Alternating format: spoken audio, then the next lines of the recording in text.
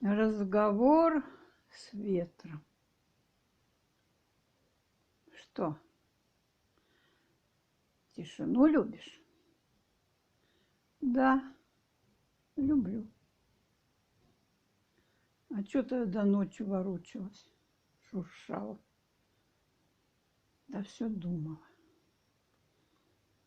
Где козел? Какой козел? Да тот, которого вчера купила.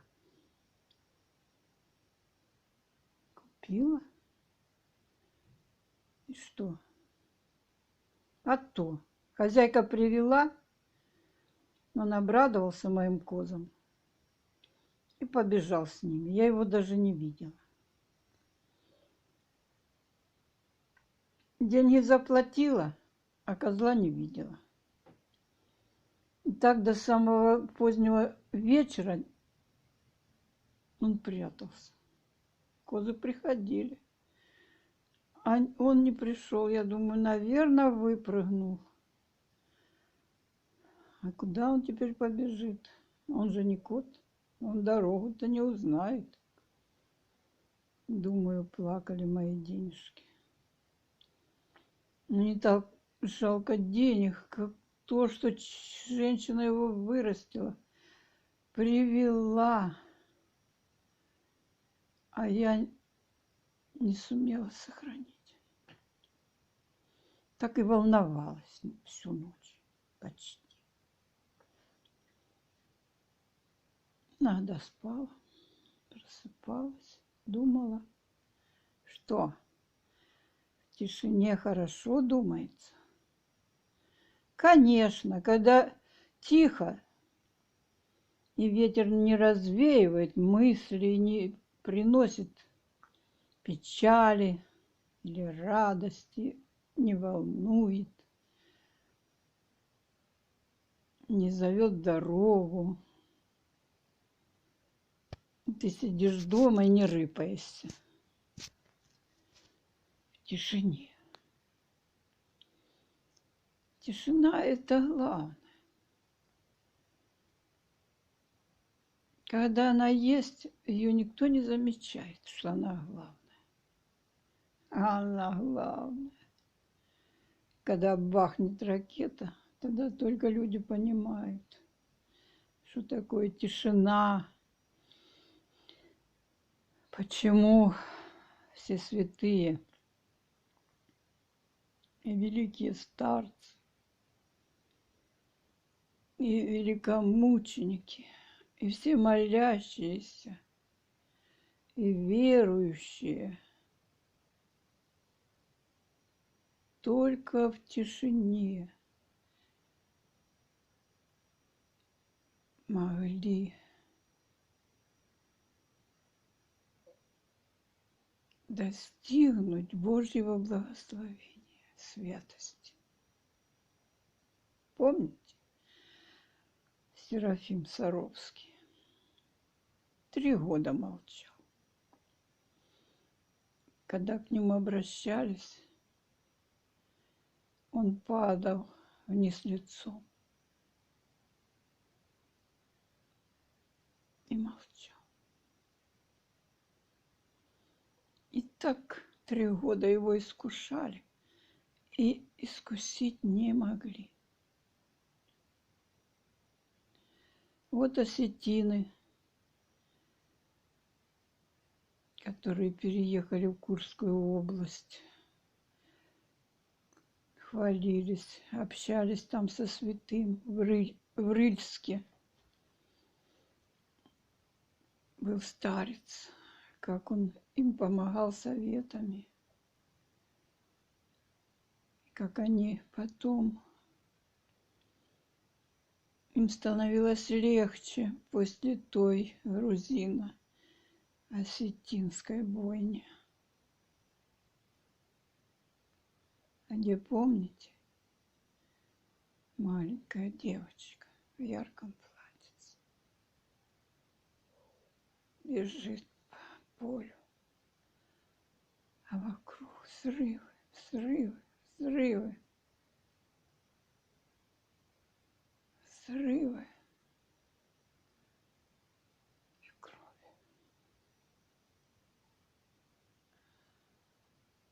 А Сергий Радонежский в Москве, там под Москвой есть Сергиев Посад. Там была его пустынь.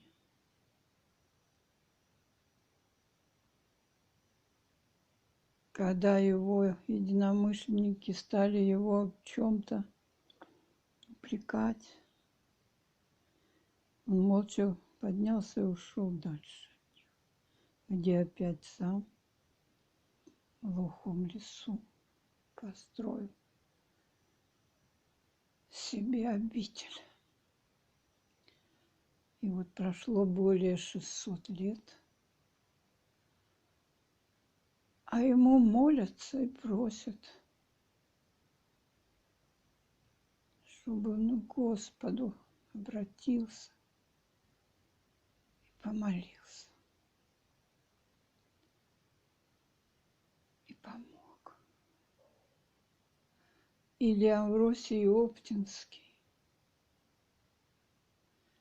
У меня есть прекрасная книга, монахи подарили. Тираж 500 экземпляров, и 1 экземпляр у меня. Там такие воспоминания тех, кто общался с Амвросием Оптинским.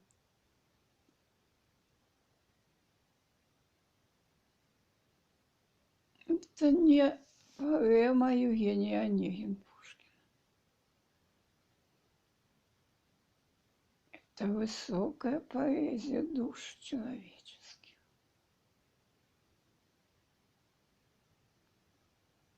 А ты? А что я?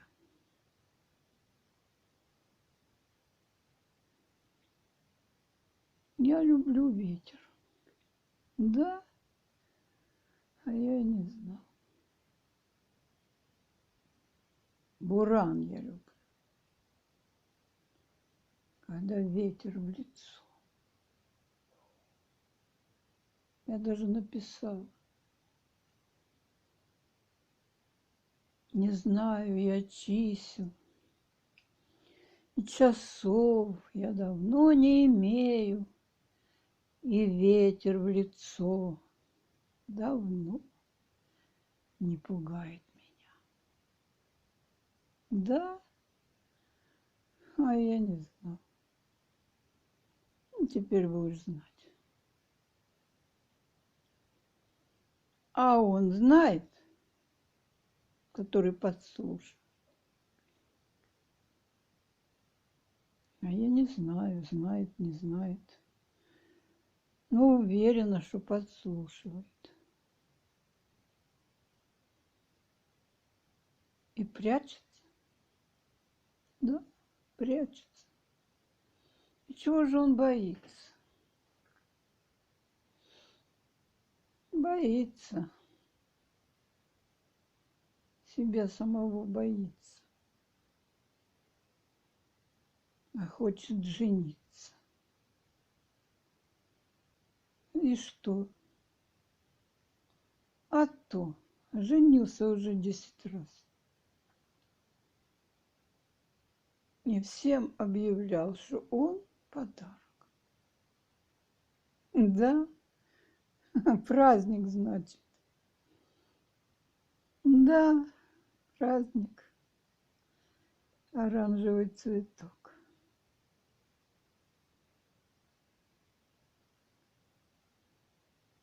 Теперь все в оранжевом. Все в оранжевом.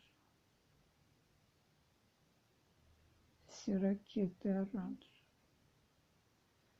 Весь огонь оранжевый. Все взрывы оранжевые. Какая уж тут тишина.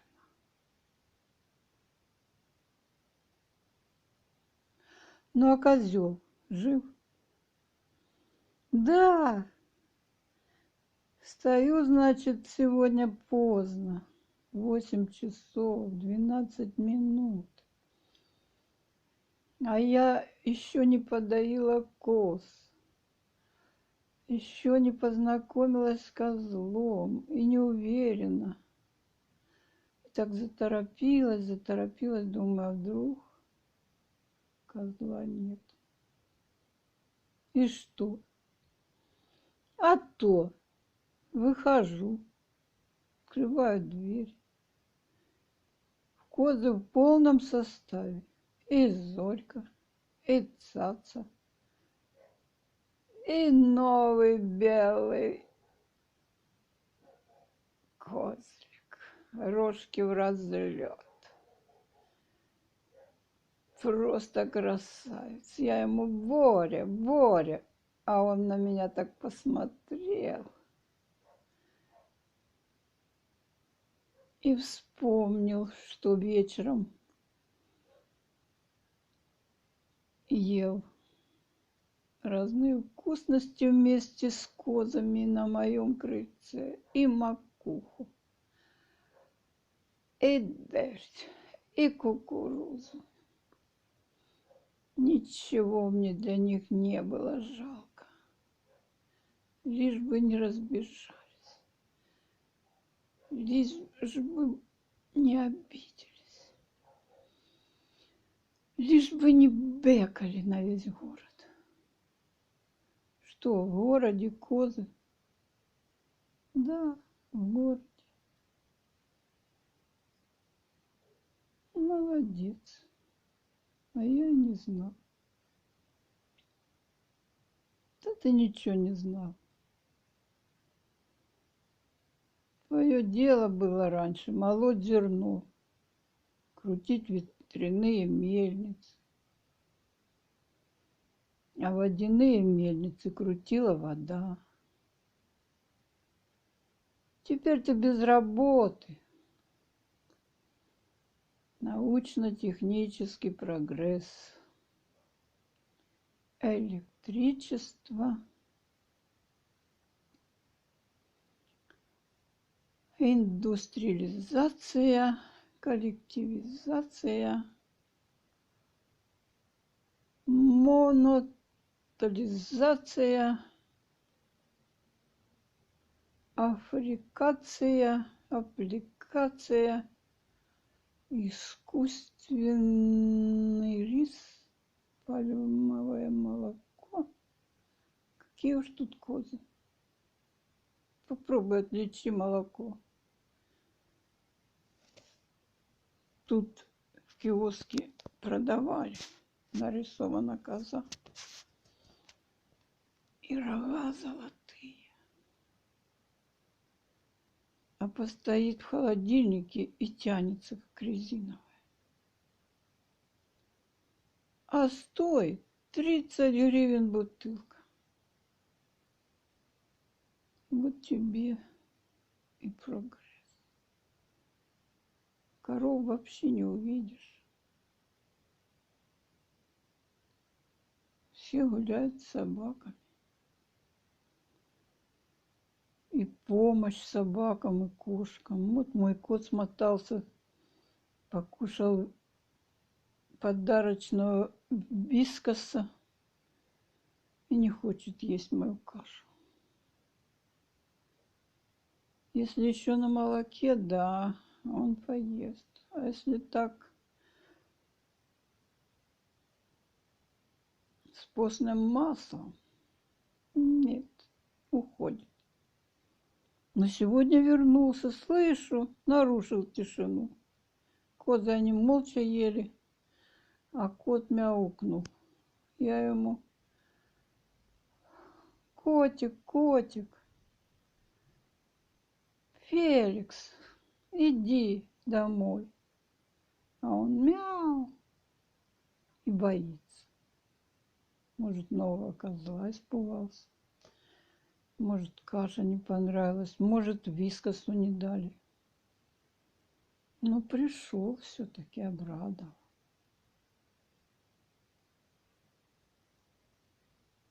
И зашел. И прыгнул на подоконник. И не стал есть то, что ему предложила. Утиные потроха сырые. Нет, он мечтает о вареных. О вареном мясе. А мясо так пах. Он пошел и лег на новое покрывало. И что? Прогнали? Нет, не прогнали.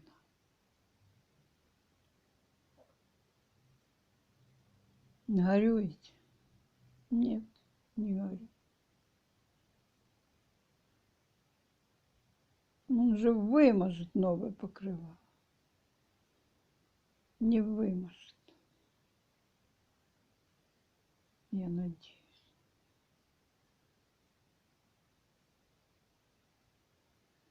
Так, что будем делать? Что? Молчать будем. Ну, давай. Помолчи. А как же мечта? Да с мечтой все в порядке, ее не видно, ее не слышно, как и время, как и радость, как и тишину.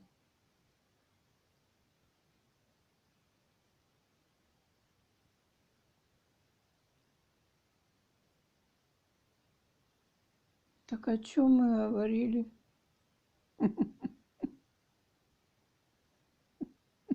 Да, все свелось к мечте, к музе, да? А я и забыла. Молодец. Что лучше голову не забивать, потому что человек рождается свободным. Видели в ТикТоке? Двойни, тройни, особенно в Китае.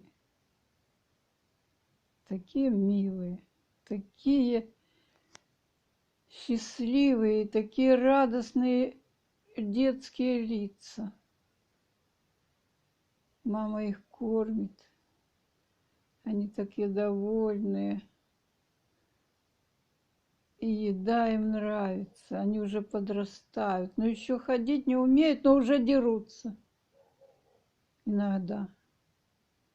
И так ляпнет один другого, что мало не покажется. А мама терпит, снимает их на ролик, чтобы лайкнули, чтобы были миллионы зрителей. Мы все теперь жертвы смартфонов. Телевизоры уже забросили. У меня даже антенна не подключена. Так хорошо без телевизора. Если бы еще без смартфона можно было прожить хотя бы 15 минут, то вообще бы сил было некуда девать. А так забирает силы. Тот подсматривает, тот критикует, тот не хочет тебя читать. И видеть тебя не хочет, и не хочет тебе позвонить. Тут подсматривает, колдует, чарует. А этих чародеев и справа, и слева, и впереди. И все завидуют. Завидуют чему? А кто их знает? Работать разучились. Козу им подарить – проблема.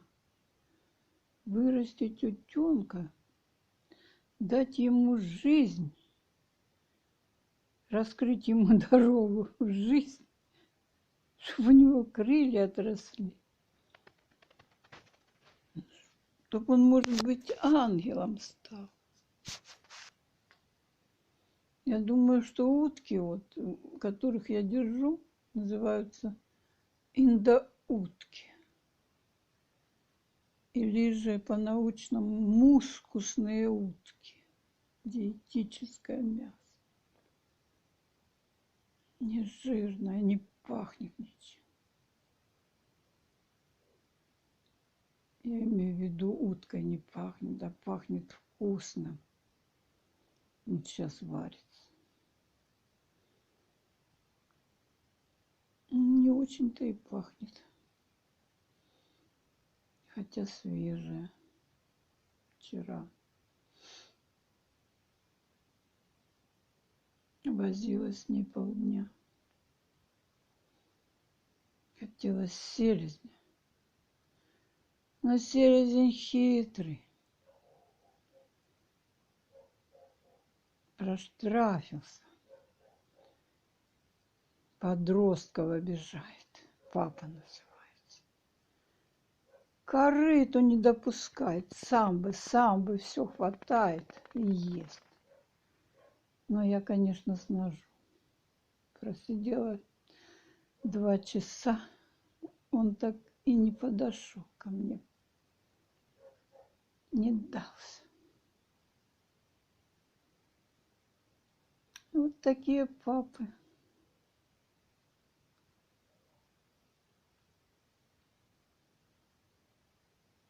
Как бы пристроиться да прозимовать. Да, делать замечания.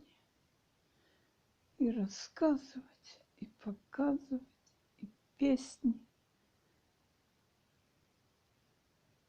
И красивая сервировка. И вкусная еда. А что, огород не куплен? И что, за осенью придет весна?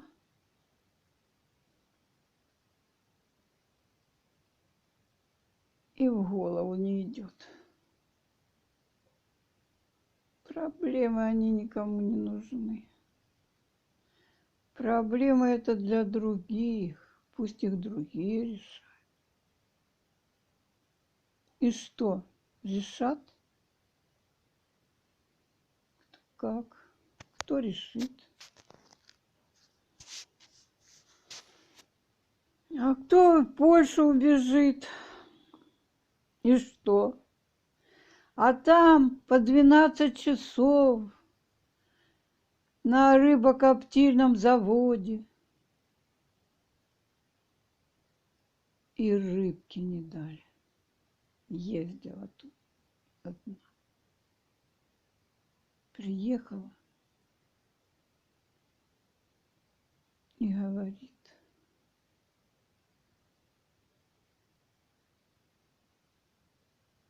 Вернее, не говорит, а принесла 2 селедки. Одну себе, одну мне. И мы с ней так вкусно пообедали. Картошечки отварили в мундирах. Помнишь? Да, ты не помнишь, ты ветер. Но кто-то же принес мне вот такую мысль. Давным-давно, уж больше 20 лет тому, я написала. Вот она, картошка вся в мундирах, вот оно, окошко все в стекле, вот она, столица в лимузинах, вот она, деревня в бурьяне.